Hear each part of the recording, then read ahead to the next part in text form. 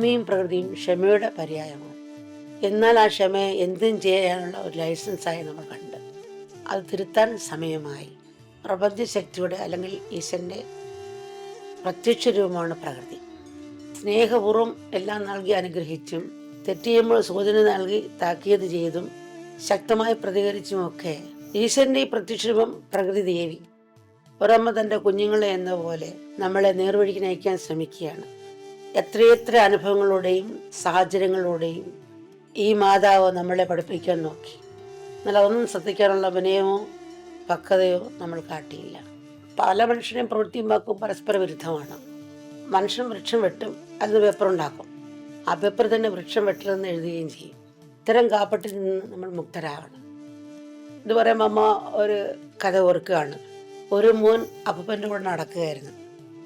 അപ്പൂനോട് ഈ കൊച്ചുമോൻ പറയുകയാണ്, അപ്പൂപ്പ, അന്തരീക്ഷത്തിൽ നിന്നും കാർബൺ ഡയോക്സൈഡ് എടുത്ത് അതിൽ നിന്നും പ്രാണവായുവായ ഓക്സിജൻ ഉണ്ടാക്കാനുള്ള ടെക്നോളജി മനുഷ്യനുടനെ കണ്ടെത്തും.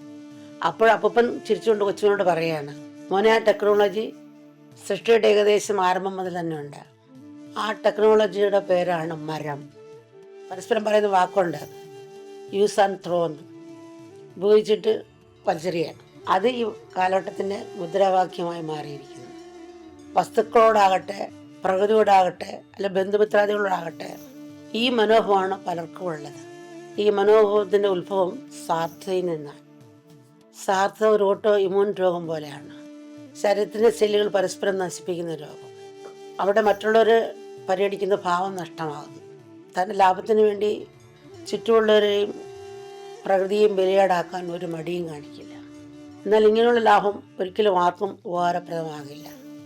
സൂചന എടുക്കേണ്ട തൂമ്പാണ്ട് എടുക്കേണ്ടി വന്നു എന്ന് പഴമക്കാർ പറയുന്നത് പോലെ കാര്യങ്ങൾ നമ്മൾ അവിടെ വരെ കൊണ്ടെത്തിച്ചു. ഇനി അത്യധികം കരുതലോടെ വേണം നമ്മൾ മുന്നോട്ട് പോകാൻ.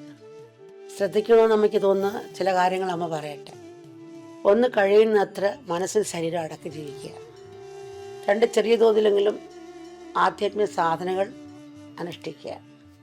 3, പ്രകൃതി സംരക്ഷണം ദിനചര്യയുടെ ഭാഗമാക്കുക. 4, പ്രകൃതി ശക്തികളെ തരം താഴ്ത്തി കാണാതിരിക്കുക. 5, ജീവിതത്തെ വിശാലമായി കാണാൻ ശ്രമിക്കുക. 6, സ്വാർത്ഥതയും നിസ്വാർത്ഥതയും തമ്മിൽ ഒരു സന്തുലിതാവസ്ഥ സൃഷ്ടിക്കുക.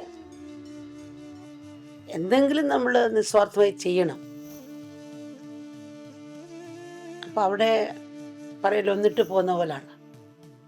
മറ്റെല്ലാം ഒരു പൂജയിട്ട് പോകുന്ന പോലെ. ശരീരത്തിന് വേണ്ടി സ്വാർത്ഥമായി തന്നെ ചലിക്കുക. അത് ശരീരം കൊണ്ട് പ്രകൃതിയും തന്നെ നമ്മൾ നശിപ്പിക്കുക. ഒരു പുഴുവും ഭൂമിക്ക് വളം കൊടുത്തിട്ട് പോവുക. നമ്മളോ ഭൂമിയെ നശിപ്പിച്ചു, അന്തരീക്ഷം നശിപ്പിച്ചു പോവുക. അപ്പം നമ്മൾ ജീവിക്കുമ്പോഴെങ്കിലും എന്തെങ്കിലും നമ്മൾ നിസ്വാർത്ഥമായി ചെയ്യണം. 7, വിശ്വത്തിൻ്റെ പരമാധികാരിയായ ഈശ്വരൻ നടപ്പാക്കിയ പ്രപഞ്ച നിയമങ്ങൾ അംഗീകരിക്കുകയും അനുസരിക്കുകയും ചെയ്യുക. അഹന്ത വെടിയു, വിനയം ശീലിക്കൂ എന്ന സന്ദേശമാണ് ഈശ്വരനും പ്രകൃതിയും മനുഷ്യന് നിരന്തരമായി നൽകിക്കൊണ്ടിരിക്കുന്നത്.